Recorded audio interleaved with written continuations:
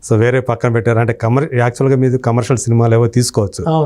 So కానీ మీకు ఆ రాజధాని రైతుల కష్టాలు చూసి చలించిపోయి వాళ్ళ మీద సినిమా తీయాలనిపించింది.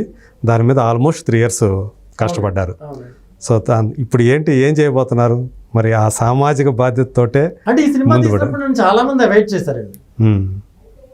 ఎవరు తీయమన్నాడే నిన్న సినిమా ఎందుకు తీసో, అదేమన్నా థియేటర్లో వర్కౌట్ అయిందా అన్నారు నన్ను. అంటే వర్కౌట్ అంటే ఏంటి నీ దృష్టిలో?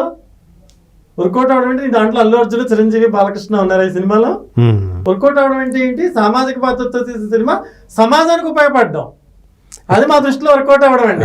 వీళ్ళ దృష్టిలో అది కాదు. ఎంత డబ్బులు వచ్చింది, ఎంత లాభం వచ్చింది, ఎన్ని షోలు హౌస్ఫుల్ అయినాయి, భయభ్రాంతులకు గురై థియేటర్కి జనం రావడానికి భయపడుతున్న టైంలో రెవెన్యూ ఎలా వస్తుంది సార్? విపరీతమైన జనం వస్తుంటే సినిమా వేయట్లేదు. రిలీజ్ అవుతున్న సినిమా ఆపేశారు, పర్మిషన్ తీసుకొచ్చి హైకోర్టులో. మళ్ళీ సినిమా ఉందని చెప్పడానికి మాకు చాలా టైం పట్టింది. ఈలోపు థియేటర్ల ఫీడింగ్.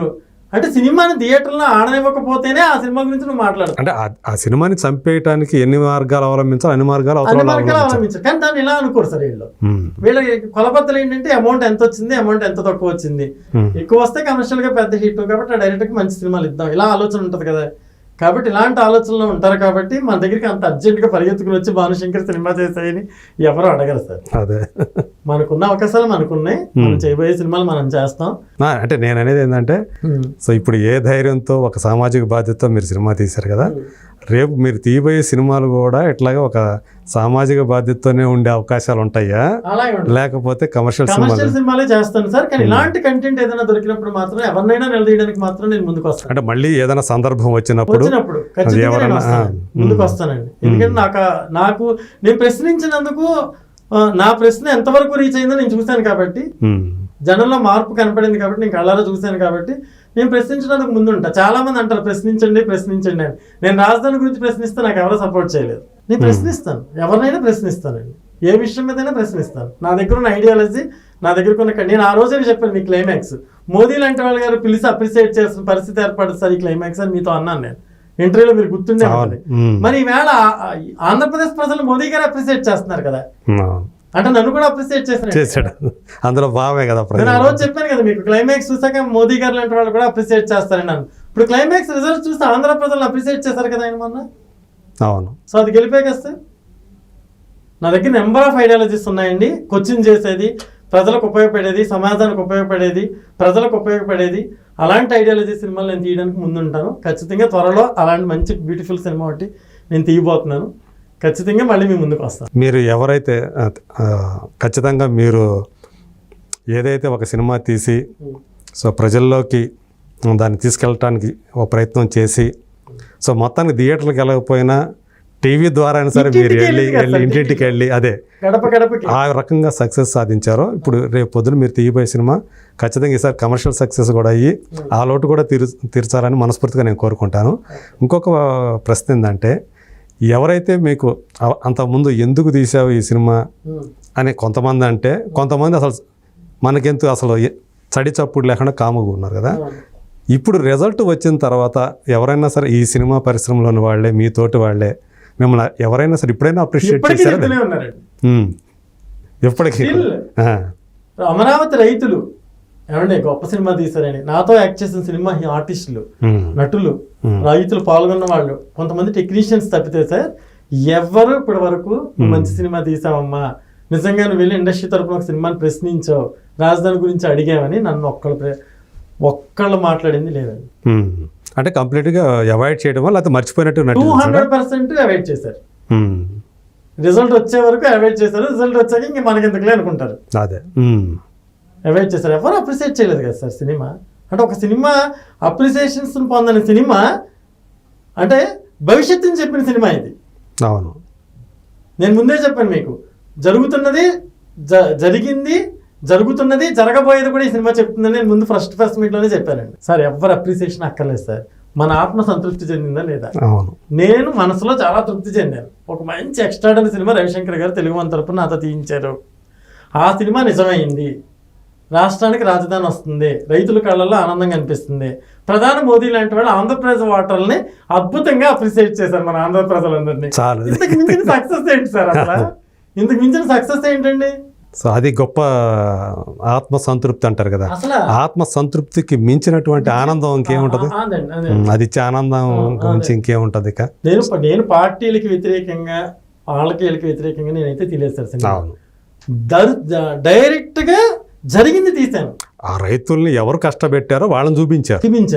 ఆ భూములు అలా అయిపోయిందని చెప్పాను నేను. అవును, ఆ రైతులు ఎంత ఆనందం అండి. అసలు ఎన్ని కుటుంబాలు సార్, ఎన్ని కుటుంబాలండి, 1-2 కుటుంబాలు, ఎన్ని కుటుంబాలు సార్, ఎన్ని వేల కుటుంబాలు ఈవేళ ఆనందంగా ఉన్నాయి. ఇప్పుడు వాళ్ళు అంతా, అవును, వాళ్ళ ఆనందం ఇప్పుడు జనరల్ నాలెడ్జ్ లేదు, వర్ణనాతీతం అంటారు. విమర్శించిన వాళ్ళు ఎవరికి జనరల్ నాలెడ్జ్ లేదు. మీరు అబ్జర్వ్ చేయాల్సిన పాయింట్ ఎలా అంటే, ఇప్పుడు ఎందుకు జనరల్ నాలెడ్జ్ లేదంటే సార్ వాళ్ళకి అక్కడికి వెళ్ళి చూడలేదు, ఆ రైతులతో మాట్లాడలేదు, ఆ రాష్ట్రంలో ఉండట్లేదు. మీరు ఇక్కడ నన్ను విమర్శించిన వాళ్ళంతా పర్సన్స్ అంతా కూడా ఇక్కడ తెలంగాణలో ఉండే సినిమా వాళ్ళు, తెలంగాణ ఉండే ఆంధ్ర వాళ్ళు. నేను ఆంధ్రాలోకి వెళ్ళి ఆంధ్ర ప్రజల మధ్య ఉండి ఆంధ్రుడిని అయ్యుండి అక్కడతో వాళ్ళతో డిస్కస్ చేసి తీసిన సినిమా సార్ ఇది. అప్పుడు నేను ఊహించగలిగాను, దీంట్లో ఉన్న కష్టాన్ని అర్థం చేసుకోగలిగాను. మీరందరూ ఇక్కడ ఉండి మాట్లాడుతున్నారు, అక్కడికి వెళ్ళి ఏం జరుగుతుందో తెలియట్లేదా మీకు? కానీ ఈ మీడియాలకు సంబంధించినటువంటి ప్రతినిధులు ఖచ్చితంగా అక్కడ ఉన్నారు కదా, వాళ్ళ రిపోర్టర్లు అక్కడ ఉన్నారు కదా, వాళ్ళు ఎందుకని ఇవన్నీ కూడా ఇది చేస్తున్నారు, ఎంత కష్టాలు పడుతున్నారు అని. నన్ను మహా న్యూస్ వాళ్ళు ఒకళ్ళు పిలిచారు సార్ ఇంటర్వ్యూకి, వెళ్ళానండి. తర్వాత TV5 వాళ్ళు ఒకళ్ళు పిలిచారు సార్ ఇంటర్వ్యూకి, సినిమాకి సంబంధించిన ట్రైలర్స్ వేసి ప్రమోట్ చేశారు సార్. తర్వాత ఈటీవీ వాళ్ళు ఒకళ్ళు ఇంటర్వ్యూ చేశారు సార్ నాకు. ఇక ఛానల్స్ కొన్ని చేసినాయి, మామూలు యూట్యూబ్ ఛానల్స్ అవి. న్యూస్ ఛానల్స్ వాళ్ళలో కొన్ని ఛానల్స్ అయితే అసలు సినిమా ట్రైలర్ కూడా వేయలేదు. మీకు ఇందాక చెప్పాను, అదే అంటే వీళ్ళందరికీ తెలియదా సార్?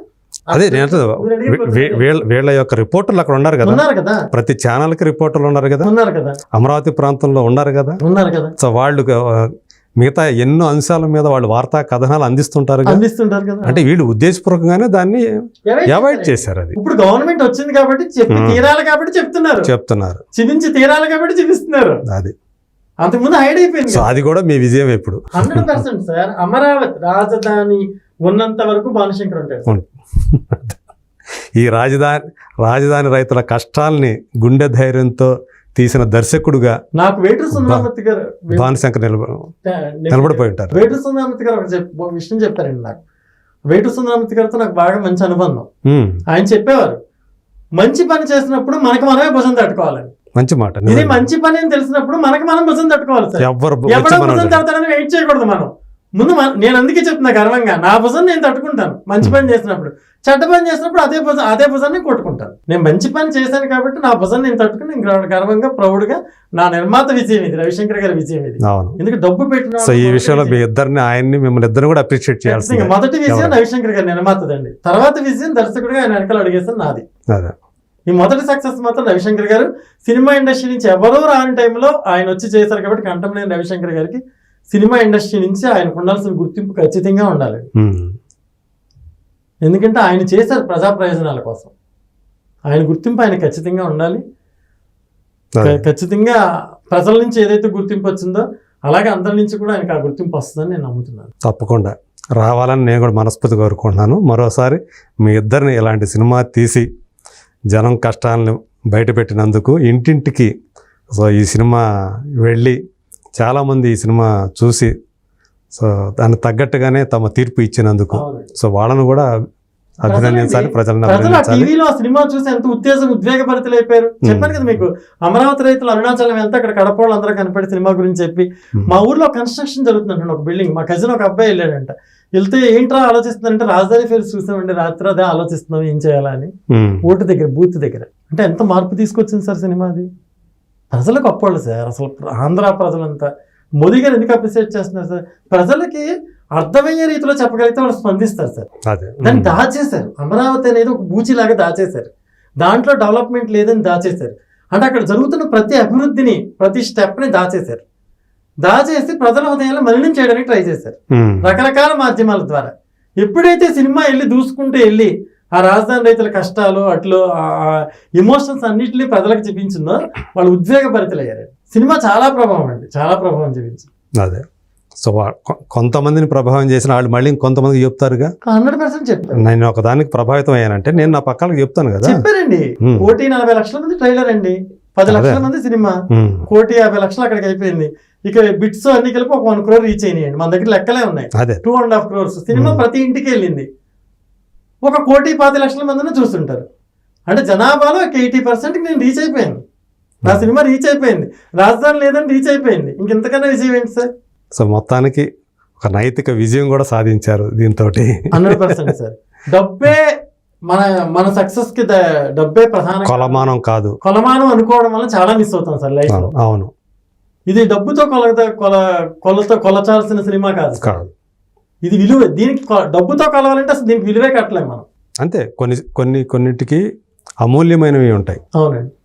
మీరు అన్నట్టు అది ఒక ప్రయోజనం కోసం వస్తుంది, ఆ ప్రయోజనం నెరవేర్చుకొని వెళ్తుంది. అంతే అంతే. సో అట్లాగే రాజధాని ఫైల్స్ కూడా ఒక ప్రయోజనం కోసం మీరు తీశారు. ఆ ప్రయోజనాన్ని అది నెరవేర్చిందండి. ఆ సినిమా చాలా గొప్పదండి. ఆ నిర్మాత రవిశంకర్ గారికి థ్యాంక్స్ అండి. Thank you so much Bhanushankar గారు. ఇంటర్వ్యూ చేసినందుకు కూడా మీ ఛానల్ ని మిమ్మల్ని అప్రిషియేట్ చేస్తున్నానండి. థ్యాంక్ యూ అండి. ఎందుకంటే ఒక సినిమా జరుగుతున్నప్పుడు ఆ సినిమాకి విలువనిస్తాం మనం. ఆ సినిమా ఏ పరిధిలోకి వెళ్ళిందనే తర్వాత మనం దాన్ని మర్చిపోతాం. కానీ మీరు మర్చిపోకుండా రాజధాని ఫైల్స్ సినిమా తీసినందుకు నన్ను అప్రిషియేట్ చేస్తూ ఈ రోజు మళ్ళీ నన్ను పిలిచి నిజంగా నా మనోభావాన్ని మీరు తెలుసుకోవడానికి, ప్రజలకు అలాగే తెలియచెప్పడానికి మీరు ఇంటర్వ్యూ చేస్తున్నందుకు మీ ఛానల్ని మిమ్మల్ని నేను నిజంగా చాలా అభినందిస్తున్నాను సార్.